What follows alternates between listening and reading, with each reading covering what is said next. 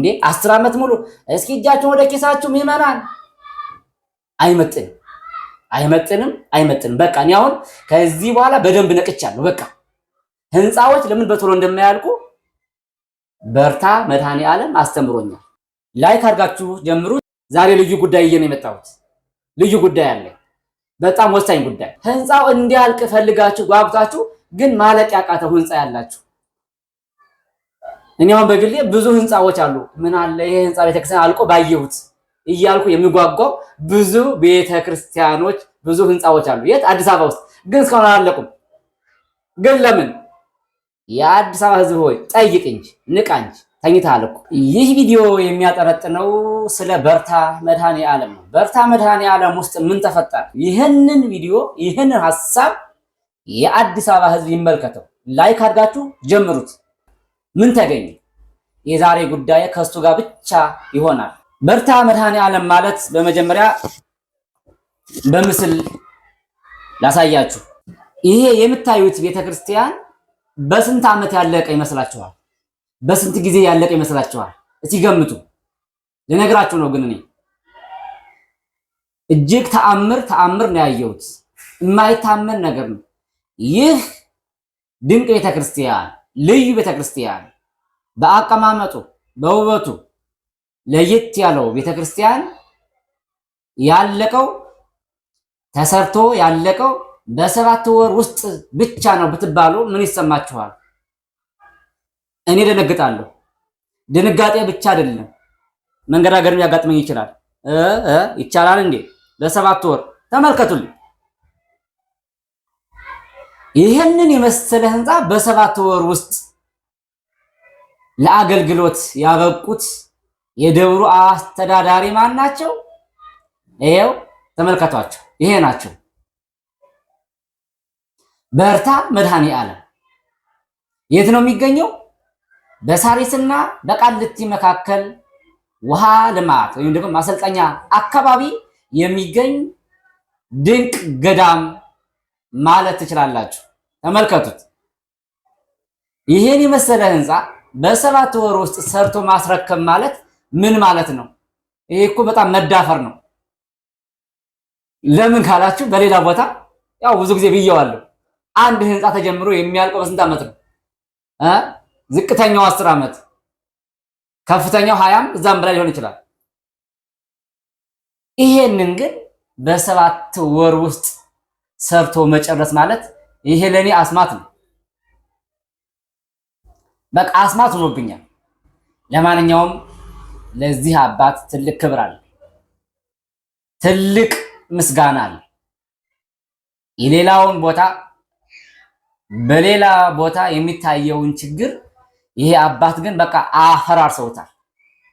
በቃ ንጹህ ስራ ካለ ንጹህ እጅ ካለ አይደለም በ3 ዓመት በ2 ዓመት ቀርቶ በ7 ወርም እንደሚያልቅ በቃ ይሄ አባት አዲስ አበባ ውስጥ አንዳንድ ቦታ ላይ የሚገኙ ቁመው የቀሩ ህንፃዎችን ሴራቸውን በትነውታል።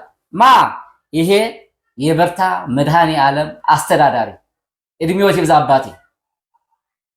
ክፍል 1 ቪዲዮ እንዳያችሁት እሳቸው ጋር ቃለ መጠይቅ አድርጌያለሁ።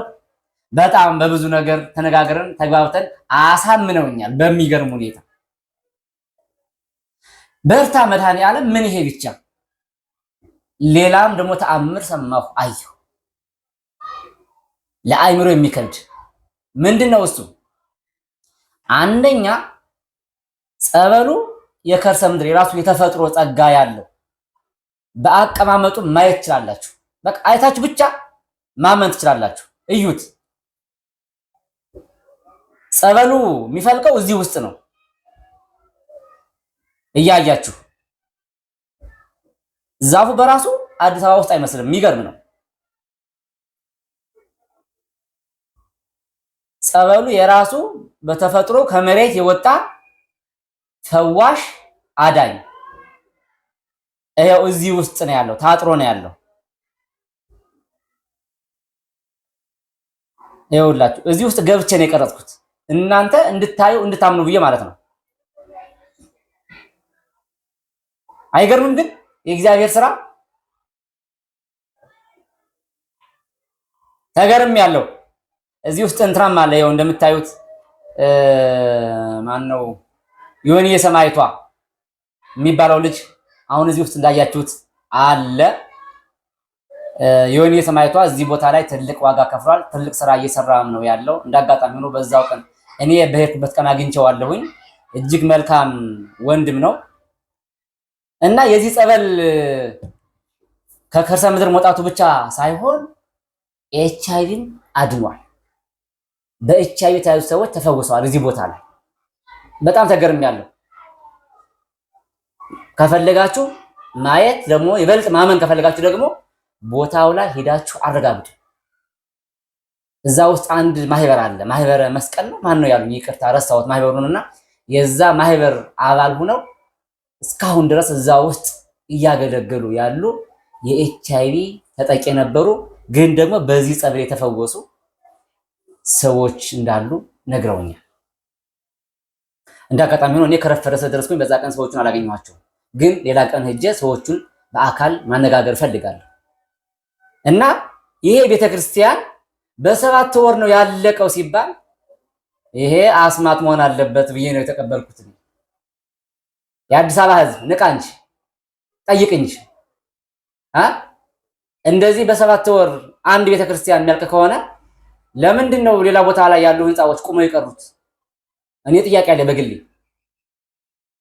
የአዲስ አበባ ሕዝብ እኮ ከአዲስ አበባ አልፎ በመላው ሀገሪቱ ያሉ ድሃ ቤተክርስቲያንን ሲያንጽ ሲገነባ ሲሰራ በቶሎ እያሳነጸ እያስመረቀ የምናየው ህዝብ ነው።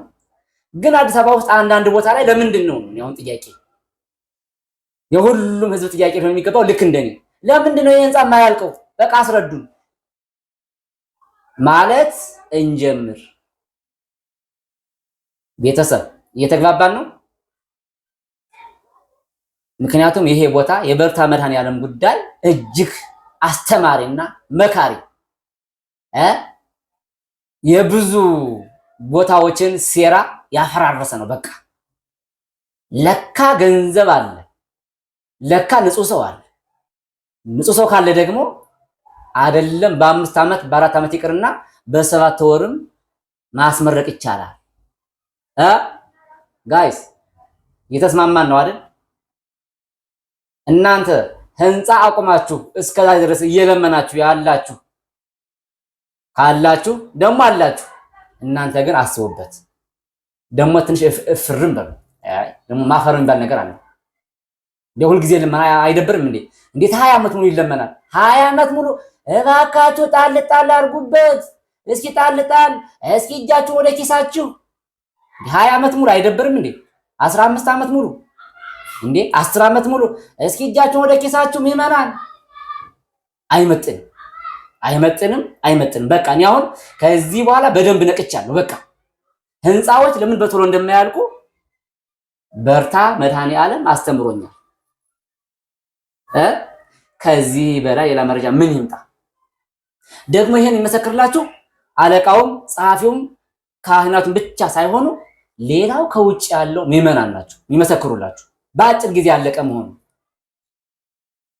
ከፈልጋችሁ ደግሞ እናንተም በአካል ገብታችሁ መጠየቅ፣ ማየት፣ መረዳት ትችላላችሁ። የዛሬ ጉዳይ ይሄ ነበር። ከእናንተ ጋር የነበርኩት ዜማ ቲዩብ ነኝ።